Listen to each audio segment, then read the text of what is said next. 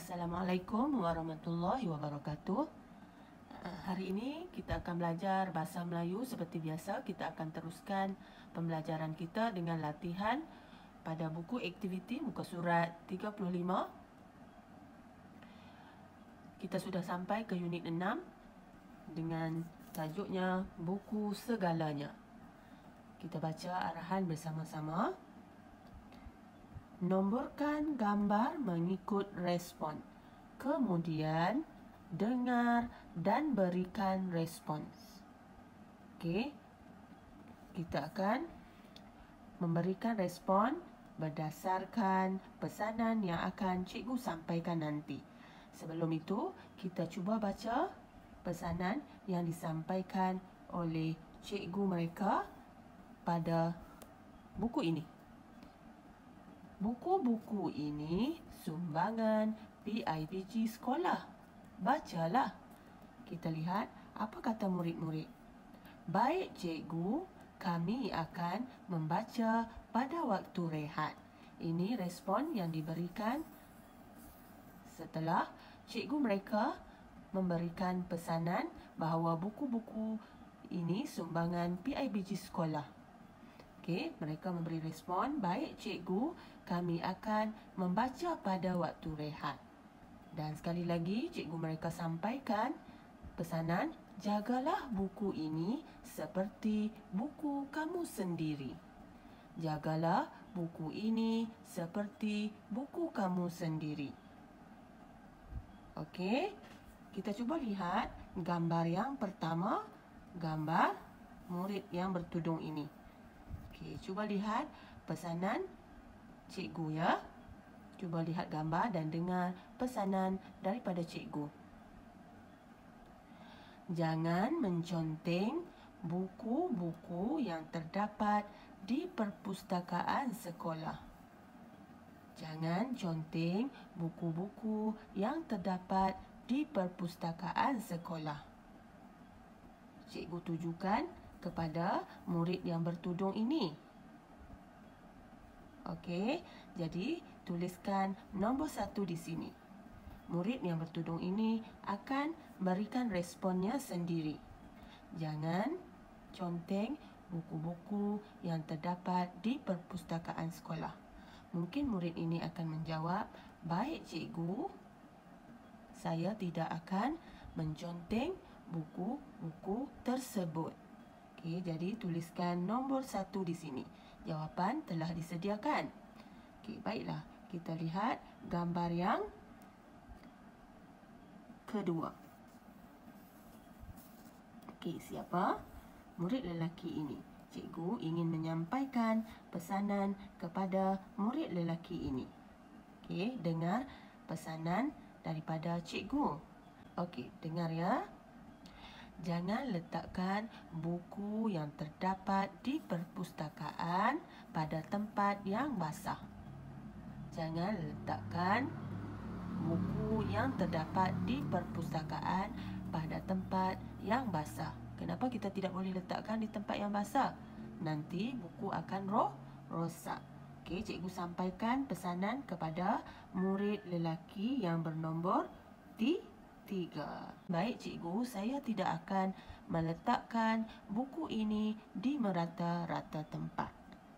Terpulang kepada kamu, apakah respon yang sesuai yang kamu rasakan kamu dapat berikan kepada pesanan yang disampaikan. Jadi, gambar ini bernombor 3. Tuliskan nombor 3 di sini. Baiklah, kita cuba dengar pesanan yang ketiga kepada murid yang berambut panjang ini. Kita dengar apakah pesanan.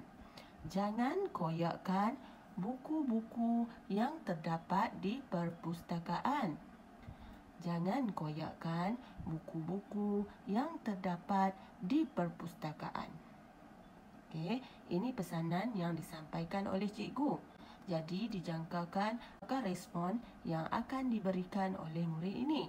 Kemungkinan respon yang akan diberikan oleh murid ini ialah, baik cikgu, saya berjanji tidak akan mengoyak buku-buku di perpustakaan. Baik cikgu, saya berjanji tidak akan mengoyak buku-buku di perpustakaan. Jadi pesanan ini ditujukan kepada murid yang bernombor 2. Tuliskan nombor 2 di sini. Baiklah, kita teruskan pembelajaran kita dengan melihat muka surat 36. Okay, kita baca arahan bersama-sama. Baca dan fahami petikan. Kemudian, tulis ayat yang menunjukkan kepentingan membaca. Okay, di sini cikgu mahu kamu belajar membaca pada kemahiran membaca. Okay, kita akan membaca bersama-sama. Rina dan rakan-rakannya suka membaca di perpustakaan. Dengan membaca, mereka dapat mengisi masa lapang dengan berfaedah. Aktiviti membaca merapatkan hubungan Rina dengan rakan-rakannya. Mereka sering berbincang tentang bahan bacaan masing-masing. Rina dan rakan-rakannya mendapat pengetahuan baharu daripada perbincangan tersebut. Mereka menjadi lebih bijak dengan adanya pengetahuan baharu. Okey, jadi cikgu mahu kamu membaca di rumah bersama ibu dan ayah. Dapatkan bimbingan daripada ibu dan ayah. Okey, cikgu mahu kamu menghantar suara bacaan kamu pada aplikasi WhatsApp cikgu ataupun aplikasi Telegram. Okey, bagi murid-murid yang sudah fasih membaca, bolehlah membaca perenggan 1, 2 dan 3. Hantarkan suara bacaan kamu kepada cikgu. Bagi murid yang belum fasih, bolehlah membaca 1 perenggan sahaja atau 1 dan 2 perenggan dan hantarkan suara bacaan kepada cikgu dengan bimbingan ibu dan ayah di rumah. Boleh? Okey, baiklah. Kita teruskan. Setelah kita membaca dan memahami petikan ini, kita akan menulis ayat yang menunjukkan kepentingan membaca. Pada perenggan 1 telah diberikan kepentingan membaca pada ayat yang diwarnakan hitam tebal ini. Okey, apakah kepentingan membaca yang pertama? Mereka dapat mengisi masa lapang dengan berfaedah. Mereka dapat mengisi masa lapang dengan berfaedah. Itu kepentingan membaca yang pertama. Jadi jawapan telah diberikan di sini. Dengan membaca, mereka dapat mengisi masa lapang dengan berfaedah. Jadi kita tengok lagi 2 jawapan yang diperlukan. Apakah kepentingan membaca? Kita tengok pada perenggan yang kedua. Ini perenggan yang kedua. Ini perenggan yang pertama. Kita cuba tengok perenggan yang kedua. Aktiviti membaca merapatkan hubungan Rina dengan rakan-rakannya. Inilah faedah dan kebaikan apabila kita membaca. Okey, ini jawapan yang kedua. Kepentingan membaca. Okey, aktiviti membaca merapatkan hubungan Rina dengan rakan-rakannya. Jadi cikgu nak kamu tulis jawapan yang telah ditemui pada ruangan yang telah disediakan seperti ini. Okey, aktiviti membaca merapatkan hubungan Rina dengan rakan-rakannya. Okey, tulis semula di bawah ini dengan tulisan yang kemas dan cantik. Okey, ini jawapan kepentingan membaca yang kedua. Kita tengok jawapan yang ketiga. Apa kepentingan dan faedah kita membaca? Kebaikan kita membaca. Okey, kita tengok pada perenggan yang ketiga. Rina dan rakan-rakannya mendapat pengetahuan baharu daripada perbincangan tersebut. Mereka menjadi lebih bijak dengan adanya pengetahuan baharu. Okey, apa kebaikan atau faedah yang diperoleh apabila kita membaca? Tengok, Rina dan rakan-rakannya mendapat pengetahuan baharu daripada perbincangan tersebut. Jadi, ini jawapannya. Ini ialah kepentingan membaca yang ketiga. Jadi, kamu tulis jawapan ini pada ruangan yang ketiga yang disediakan di bawah. seperti yang cikgu tunjukkan di sini. Rina dan rakan-rakannya mendapat pengetahuan baharu daripada perbincangan tersebut. Okey, tulis semula jawapan di sini dengan tulisan yang kemas dan cantik. Okey, jangan lupa hantarkan suara bacaan kamu kepada cikgu dengan menggunakan aplikasi WhatsApp ataupun Telegram kelas. Okey, kita teruskan latihan yang ketiga. Cuba lihat latihan pada muka surat 37. Cuba kita baca arahan yang diperlukan untuk membuat latihan ini. Susun semula frasa untuk membina ayat berdasarkan gambar. Susun semula frasa untuk membina ayat berdasarkan gambar. Okey, cuba lihat gambar di sini. Ini anak murid cikgu yang tahun lepas telah warnakan. Okey, kita cuba lihat. Frasa-frasa ini telah diberikan. Cuma kita akan tulis semula mana frasa yang pertama, kedua, ketiga dan seterusnya untuk melengkapkan ayat ini. Okey, kita cuba tengok. Menceriakan pondok bacaan mereka, penduduk Taman Muhibah. Okey, jadi kita cuba tengok. Okey, penduduk Taman Muhibah menceriakan pondok bacaan mereka. Okey, jadi ini yang pertama.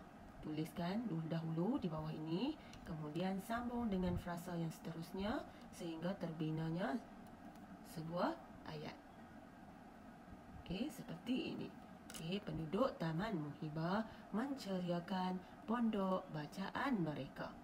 Okey, kita lihat gambar yang kedua. Okey, cuba lihat gambar yang kedua. Apa yang telah mereka lakukan? Kita baca frasa terlebih dahulu. Keliling pondok. Keliling pondok. Rina dan kawan-kawannya. Rina dan kawan-kawannya. Okey, membersihkan kawasan. Membersihkan kawasan. Okey, rasa-rasa kamu frasa yang mana perlu diletakkan terlebih dahulu? Okey, adakah keliling pondok? Adakah membersihkan kawasan? Atau adakah Rina dan kawan-kawannya? Ya, betul.